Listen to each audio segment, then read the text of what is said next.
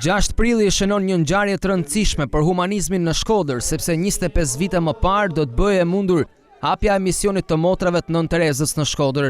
Në këtë kuadër, pranë kësaj shtëpie, është mbajtur edhe një meshë solemne për këtë kontribut të vyer që këto misionar kanë për personat në nevojë në Shkodër. 25 vjet pas ardhjes së Nën Terezës në Shqipëri e pas hapjes së kësaj shtëpie pranisë së motrave në Shkodër, do të shpallet shenjtëresh. Çfarë mrekulli, çfarë hiri kemi pasur ju kur ka qenë pranishu, kur keni pranuar Teresën, edhe kur ka filluar punë.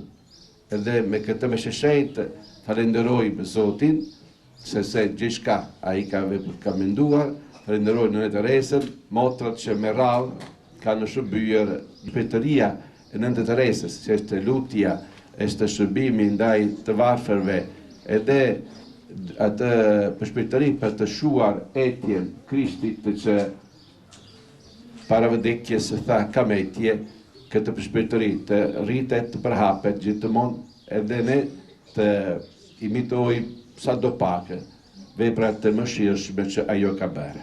Por mbreslënse ka qenë edhe dëshmia e një prej motrave që ka qenë pranë Nën Terezës në momentet kur ky mision do të ishte prezent në Shkodër. Kur kemi ardhur në Shkodër, domethënë për meshën e parë, për mua ishte një gëzim i madh. Por unë mendoj se si ishte për Nënën Terezën. Ky ishte një gëzim shumë i madh. Njerëzit ishin duke e prit Nënën Terezën në çdo anë. Ishte një gëzim shumë i madh, shumë i madh.